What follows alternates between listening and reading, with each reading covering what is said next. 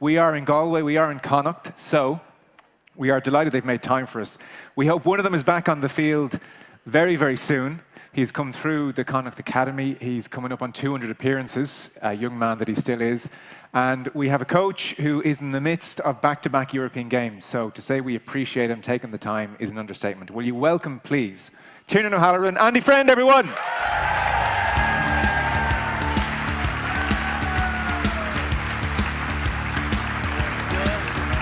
Come on, jump in. Andy, great to see you. You're both very welcome. Cheers, thank you. Tiernan, first things first, how are you? How's the body? And how many times do you get asked that walking around Galway on a daily basis? No, it's good. It's going well. Obviously got injured back in October now. And originally I was kind of looking at 12 to 16 weeks.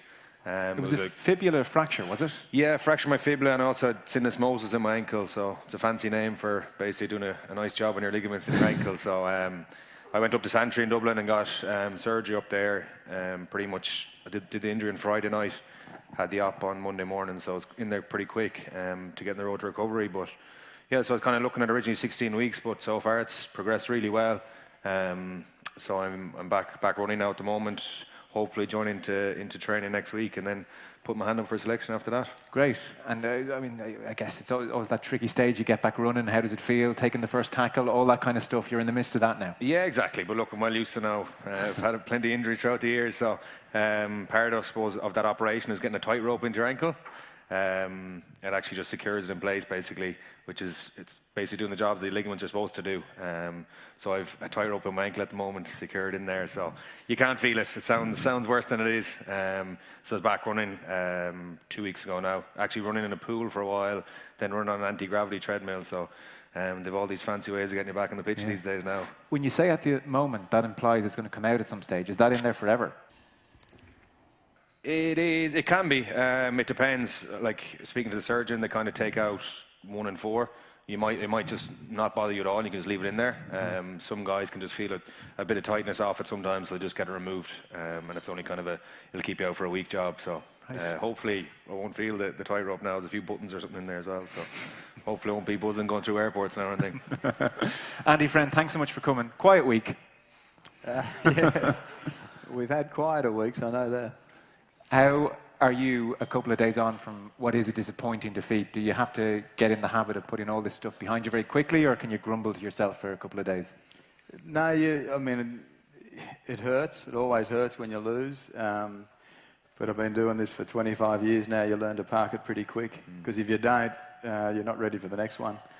But yeah, it was frustrating. It was a frustrating one again, because we played some really good footy, but we just didn't finish it. And the intercept pass was probably the bit that gave Gloucester the belief, and then they went on from there. So that's parked. We got them this weekend, this Saturday, which is pretty special for us to have another crack at them. Will, did you mention that you and Andy have come across each other before? Yeah, Andy, 2004, 6, 5. We're doing the trophy. Did we beat Connacht? We did beat Connacht. Yeah, we did. We were chatting with a couple of guys. We couldn't remember. It was 01 or 05. We went on to win the trophy. So we worked together for about 18 months, 2 years at the mighty Quins. And then where did you go? You got the job with the Sevens, didn't you? No, then the Brumbies. Brumbies. Yeah. So left Quins in 2008 and went to ACT Brumbies. And then the Sevens. No, then. He's followed your career very closely. No, he's been brilliant. He said 25 years. Give him a second. I got to the Sevens eventually. So I actually had a year off. So I took a year off. Got the sack, as rugby coaches do, and my wife had an accident, so we spent time with her. Yeah. So we spent a year with Kerry getting her right, and then went to Japan for 4 years, and then went to the Sevens. Wow! So 2016 started Aussie Sevens 2016 in the January, and took them to Rio in the August. So it was pretty special. So other than Connacht, which is obviously your favourite job in the world ever. Which has been your most enjoyable coaching experience? They're all different, every single one of them's got a great memory, and every single one of them you meet great people and you stay in touch with great people. So this is really special. Connacht's really special, and living here in Galway is really special. I love my time with the Sevens. That's what a great life. Like our life was, we had 10 tournaments. and I know, Bod, you've been to a few of them, mate. See, Dubai, Cape Town, Sydney, Wellington, now Hamilton, Vegas, Vancouver, Hong Kong, Singapore, Paris, London, every year. And then your warm-up games, you're in San Jose, you're in Munich, you're in Borneo, you're in Suva. It's not a bad life. Actually, it sounds really like a cruise life. As my mates used to say, are they paying you or are you paying them? They're all great places to go and have a piss-up of a weekend, but you kind of don't do that on sevens, you know? don't. And you know what? The worst place is Vegas. Honestly, the worst place is Vegas because... we're not there to have the piss up, so we're there to perform, to try and get ready to perform. And in the Vegas hotel rooms, they don't want you in the hotel room. So your window doesn't open, there's no kettle, you got recycled smoke coming through your room, there's nothing to do in there. So where do you end up? You tell me. We're all in this. There's like 500 people. Where are we going? No, you just read books. Okay. Andy, how many house moves have you had now in your life? Because it's a nomadic existence over 25 years. How many houses have you been through? Well, we just moved into our 19th home in 25 years. Yeah. So when we moved here to Galway, we got some really good advice from Sloppy. Sloppy said, listen, someone knows him. You cannot get rent in Galway, so we've got this, we've rented a place.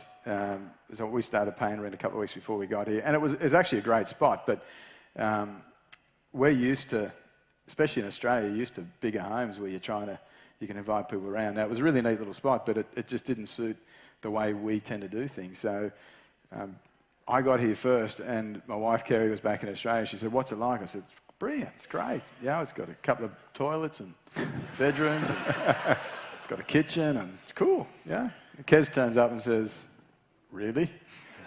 Really? And I'm like, what's wrong? And then I went, yeah, whatever. So she started looking pretty much the day we got here. She got here. And we moved into a new place about a month and a half, 2 months ago. And that's our 19th home in 25 years. Wow. And like, it is just a bizarre way to live your life. Do you still try and emotionally invest in the place? And by that I mean, do you try and make friends with your neighbours? Do you try and build those kind of relationships? Or at the back of your mind, do you almost thinking to yourself, oh, you know, not what's the point, but what's the point? No, I never think what's the point. And the reason I don't think that, I remember as a kid growing up in Australia, and Australia now is very multicultural. It wasn't when I was a kid growing up, but we had some Indian people arrived in the house next door, and on the other side we had an Italian family, and this was really foreign in Australia back in the early 70s, and the Italian family really tried to speak English, and they were brilliant, and the Indian family stuck to themselves. And I just remember as a kid thinking, you're coming to our country, learn our language, buy into what we're doing, and become part of us. And over time, the Indian family did do that. And when we started to get to meet them, when I say we, I was only a young bloke with mum and dad then sharing stories about it, they were just really nervous about trying to speak the language. And then, so when we moved to Japan, we were that Indian family because we didn't speak the language. We didn't understand the writing. We didn't understand you go into a shopping centre and honestly trying to find the difference between drinking milk and yogurt was really difficult because it doesn't say that. It has writing that you don't understand. So you then realise we've got to buy into this really, really quickly. So we learnt to speak Japanese. We actually got some people coming around on Sunday night. A couple of the boys are coming around, and Kez is making sushi because she learnt from the neighbours in Japan how to make sushi and how to make teppanyaki and how to do the different things there. So we really buy into that. I think it's really, really important. And where we live is our home. We have a house back in Australia. Our two boys live in our house back in Australia, but Galway's our home now. Right. And Your Irish is coming on well? I was just going to say, he'll do the rest of this in Irish now because he's learned so much. Gorda Mahogat, that's all I know, mate. Because I can speak, I'm allowed to speak English here. And TG Carter, I can say Carter 4. I can count the 4. What age are the two boys back home? 25 and 23. How's the house? It's a really good question. It's a really good question. We were in holiday in Croatia at the end of last year, And we love fire, so we got a big backyard, and we got a couple of fire pits, and it was middle of winter back at home. We're in the baking sun in Croatia, and we rang home in the middle of the day, and it was like a Sunday afternoon, and one of the boys up the back of normally they're inside, but up the back of the backyard, and, "Hey Dad, how you going?" I said, "Cool, what's going on out here?" You know, he said, "Oh, I've got a few blokes around for a fire. Give us a look." "Oh no, it's all right." And I said, "Just spin the camera around for us." There would have been about 15 blokes sitting around having beers, which was cool. That was fine. So just take it easy, hey, no worries. Anyway, about an hour later, we get a message from our neighbour saying, "I think your house is about to go up." What? So she'd taken a video over the fence of this fire just got out of control, and we're in Croatia thinking, "What's going on here?" And funnily enough, they weren't answering their phones, so we sat there for a good long while thinking, "Have we got a spot?" But the house is now good, and we hope, fingers crossed. Yeah, you're allowed to leave your phone on for the duration of the evening. And is that where ultimately you'll go back to Australia? That when this kind of journey finishes, not a Connacht, I mean, but your career, that's the plan. Yeah, and listen, Canberra's. I was born in Canberra. I've still got both my parents are alive. I've got a brother in Canberra. Kerry and I met. We were my only other job other than being a rugby coach. I was an outward bound instructor, and we had our national base was in a little town called Tharwa, which is what an outward bound instructor. So Outward Bound is an organisation started in the UK, basically taking people out of their comfort zone and seeing how they survive. So in Australia, that out of comfort zone, you go to the bush. So you're in the bush and you go on a journey, and the journey can be anywhere from 8 to 24 days. And it's pretty much like coaching a footy team, because at the front end of that as the instructor, you give a lot of instruction: how to light a fire, how to build a latrine, how to navigate, how to raft, how to rock climb, how to abseil, all that sort of stuff. So a lot of instruction on how to do the stuff you're meant to be doing. You get to the middle portion of the course, and you're giving more leeway to the participants. And they might say, we're going to head down that gully. I wouldn't do that. The gullies are nasty. You want to stay on spurs, for example. And if they take the gully, well, they take the gully, and you end up a day later trying to get out of there. But so it's a bit of a guided discovery learning thing. But normally at the end of the week or the end of the course, it's all over to the participant. So I've taken that. So the end, they finally get to the destination. But the last 2 or 3 days, it's been them. So their experience of the course is that we just achieved this amazing thing. We started here, we finished here, we've done really well. And actually, from a philosophy of the way we coach a footy team, I coach a footy team, we do that. So our Monday, Tuesday, we're heavily weighted, giving these blokes feedback on what we've seen or what we see coming up and what we need to do. As we get closer to the week, we just step back, and these blokes take over, and we just pretty much let them. Honestly, the minute the whistle goes, we're pretty much redundant. That's interesting. I promise you all I'm not getting into a what went wrong in the World Cup discussion, but I can feel Rory Best almost nodding his head, Brian, because that was almost something he was making a point of. Now, in fairness, Joe Schmidt has said he often even gave the captain's run over to players and all that kind of thing. You know, you're smiling at me when I say that. Well, just listening to, and listen, I'm not privy to exactly what went on either, but listening to the sound bites from Rory about new information being handed out to them the day before, it's a very un-rugby team-like philosophy. A lot of the detail happens early on in the week. You have your day off to really nail it down, and then Thursday, Friday, that's over to you. And most teams are left. With regard, rather than talk about Joe, talk about your coaching style. Are you comfortable delegating to your other coaches and having your senior players in on brainstorming sessions, or have you got a very clear philosophy as to how you like the game played? No, I'm very much into the empowerment, and my view on that is we've got 3 really outstanding coaches. Nigel Carolan looks after our attack, Jimmy Duffy does our breakdown and our forwards play, and Pete Wilkins does our defence. So when I came in to this job, I made contact via the phone, and I said, listen, I'll be here in a month. All I want from you, men, I need you to present to me half an hour on what your philosophy is in your respective area. And if it makes sense to me, I'm going to back it. And if it doesn't make sense, I'll ask some questions and we'll see whether we find some middle ground. But to a man, it was brilliant. It made perfect sense what they were doing. So I said, well, that's what makes you comfy, and the players understand it. And what was the other pleasing thing for me was these blokes had some input into that too, because it had come out of the end of the previous season, and the players had some input, and the coaches then understood it. And I said, sweet, let's run with that. So that's pretty much what we've run with, and a lot of consultation with our leadership group, of which Tiernan's on our leadership group. But every Tuesday we meet and we talk some admin stuff, but we talk footy stuff too, and what are you blokes seeing? And there's a lot of consultation throughout the whole week on what the players, because again, it was a long time ago that I played, but I never had a coach who really understood what was happening on the footy field, because you can't. You're in the comfort of an armchair, sitting up there watching, or a box. And I love the coach that used to say to me, what are you seeing, friendy? Because I was a fullback. But again, back when I was playing, that didn't happen very often. It happened once, a bloke called Benny Vuxer, and he said to me, what are you seeing, friendy? I went, what? Because we were used to being told. And I said, well, I'm seeing this. He said, really? I said, yeah, mate, with the opportunity down the short side. Oh, well, let's run with that. Oh, sweet. But that never happened. So normally we come in at half time and we're going to the key blokes, how are you feeling, what's happening, what are you feeling? And then we'll share our thoughts with it, and then we come up with a collective as to what's going to happen in the second half. Tiernan, to get your side of things, you came through in '09 as a teenager after playing GAA growing up a bit, and then Connacht Academy as well. So, I mean, you chart where Connacht have come from '09 over the last 10 years. Compare 2009 versus 2019 and where we are now, how different a place it is, how different a club it is. Yeah, I suppose it's very hard to compare where it is now to then. Even I suppose facility-wise, it's a lot different. There's, I suppose, massive plans to go even further with that, with the new stadium and plans. But you know, I suppose over those years you get so much experience with different coaches, different players, and like I say, different philosophies. And it is interesting because you think you have the right coach and you think everything's working perfect, and a new coach comes in and you know it's something completely different thrown at you, and you have a different way of thinking, a different way of training. And you as a player have to adjust to that.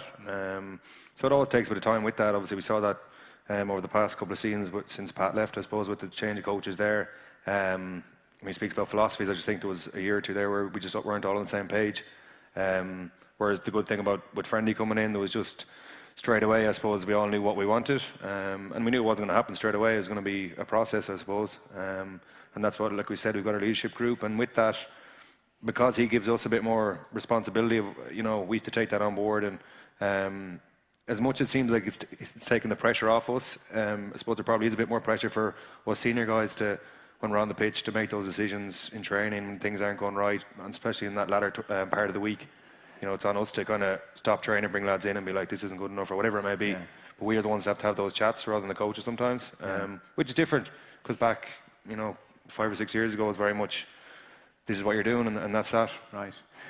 This is probably an oversimplification, so you can give us your sense of it, but it seemed from afar, obviously, there were brilliant men in there and there were values of honesty and hard work, and Connacht was never an easy place to go to. And then it seems Pat Lam really moved things on and changed the philosophy to the point where you're playing Leinster in a Pro 12 final and it's a sunny day and this suits Connacht down to the ground and it's all kinds of skills, and that philosophy seems to be there as well, the aim to play football. You might give us your sense of all that. Yeah, definitely. I think that's one of the biggest changes, I suppose, is, like I said, that mentality probably 7 or 8 years ago of we were the fourth province, very much, you know, we don't get a lot, we have to fight for everything we get.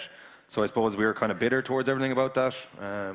So anytime we played the other provinces, and I know playing against Brian and stuff throughout the years, like we always wanted to get one over them and show what we can do. So I think that was probably the frustration from the supporters' point of view. It's why can Connacht beat Leinster in the sports ground and lose to one of the weaker teams away from home, things like that. And we just never had that consistency. We could always raise it for big games against the Leinsters and the Munsters, but we could never get that. Whereas, I suppose, like you said, when Pat came in, it changed our mentality a small bit that, you know, we've got plenty of backing from the IRFU. We have the players there. We just have to back ourselves and back what we have here. Obviously, I know facility-wise, things like that, we're not where we'd like to be. But at the same time, it is what it is. I think we just kind of get on with it. And that's the best thing over the years, is that consistency now. Our wave form has definitely improved. That was a huge thing for, I think there was 2 or 3 seasons there where I think we might have won 1 or 2 games away from home. And it was nearly, you're defeated for even getting the plane. It was just, we didn't know what we were doing. We kind of had, it's okay to lose this week. We didn't, you weren't saying it out loud, but I think that was just the mentality that was there. And I don't think you can blame the coaches for that. I think it's just, it was in Connacht Rugby for so long. That's the way it was. It was kind of instilled in lads, and I suppose it's through the academy and things like that you've got to change the mentality, guys. And that's the great thing, I suppose, about the success of the Pro 12 in 2016 is it gave younger guys confidence in what Connacht can achieve. So now when we get young guys in or new players in, it's straight away have that belief of winning again, which is huge for us. So I think that's been a big part of it. What did Lam do? Because there were always stories that the media loves, like he gets all the players to carry a rugby ball with them or to have one in the house, and that's a great headline or a great piece of info. But in your opinion now, looking back, what was the biggest thing Lam did specifically? You talked about change of attitude. Yeah, it was strange. There's a lot of different things, and there's a few things he came in with that lads didn't agree with, but at the same time they kind of take it. But just weird things, like you said, like carrying a rugby ball around all the time with different quotes on it. And he'd always bring different things in, like different type of handshakes that you had to do with people. And there's one for each county, wasn't there? Yeah, exactly, yeah. Which was, in fairness to Pat, that was one of his big things, was he wanted to incorporate all of Connacht into it, because I suppose there probably was a small bit of Galway City or Galway County as just being Connacht Rugby, which I think was really important to go out to all the five counties and bring them in as one province and make it, show that we care about everyone. And we started going to Roscommon and Sligo and these places and doing open training sessions. And I think, people bought into that, and we saw that, in 2016 after we won it, when the crowds that turned up from all over to show that support. But yeah, it's hard to, I suppose, put a finger on exactly what Pat brought, but I suppose he did instill belief in the systems that we had. He brought in a system, I suppose, the 2-4-2 shape at the time that probably back then not a lot of teams were playing, and I remember our first year doing it, we were really struggling with it because we didn't really know how to do it or what we were doing. So it just got frustrating in trains and things. And when you're in the sports ground on the back pitch there, and it rains as much as it does here and it's windy, it's hard to get through some sessions like that. I'm sure some people thought we shouldn't be playing that system in this part of the world. Exactly, and I think for years Connacht was, I remember years ago we did a strike of a scrum. Just outside the 22, and we put up a high ball, because that was, we'll put up a contestable. That was just the way we played back then. We played, not to lose games rather than to go out and win a game. Yeah. And that was again just the game plans that we had. We just played real conservative rugby, and if we had a lead, let's defend it, rather than, I suppose, the mentality of let's go out and win a game and attack. And that's what happened in 2016. We said we'd score more than the opposition, and we just kept on doing it, and eventually we ended up winning it from it. Yeah. Kieran Keane's not here. I don't think it's fair to get into what went wrong with him discussion. But Andy, as soon as you came in, things seemed to, I remember we were saying that on the radio and just in conversation, there was a sense of, a lot of the values of Lam have actually been restored very quickly. That ship has been settled very quickly.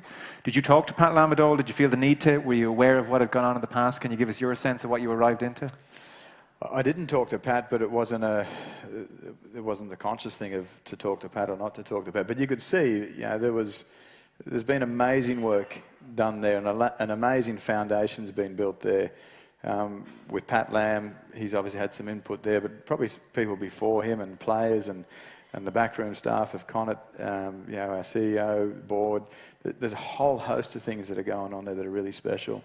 And you could, I could smell that as soon as I walked in. You could smell, they kind of have the three big words: belief, ambition, community. And a lot of people have those words on walls, but you could feel the ambition of the club. You'd seen it, 2016. You could say it was obvious they wanted to get back into that.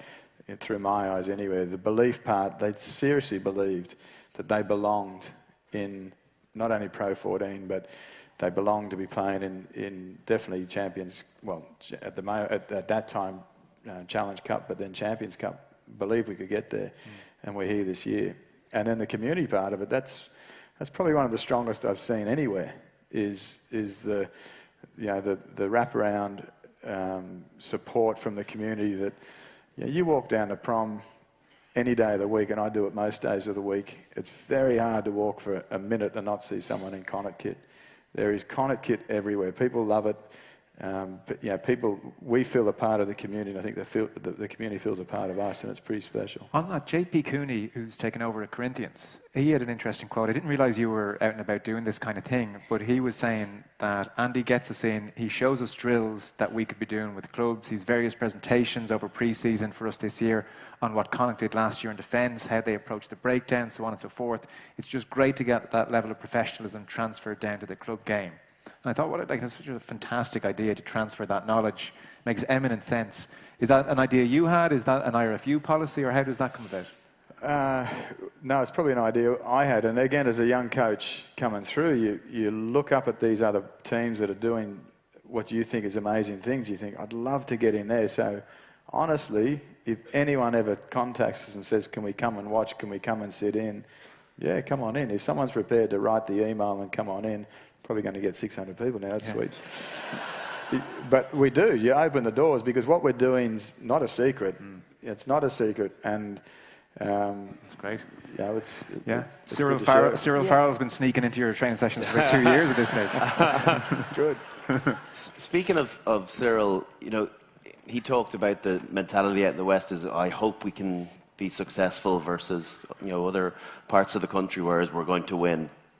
As an Australian coming in, it's not an Australian mentality to think, oh, I hope we win. How have you broached that, and what have you seen since you've come in? Because sometimes when you win your first your first tournament or your first trophy, it's about breaking the seal, and the next one shouldn't be as difficult to come by. Have you sensed that coming into this environment? Yeah, I tell you, the biggest thing I sensed, Brian, was I called it the Interpro phenomenon, which was, if this week is Munster, Ulster, Leinster, we're up for that. And I'm like, why does that change? Like, you're still pulling on the same jersey. But it was a real big thing.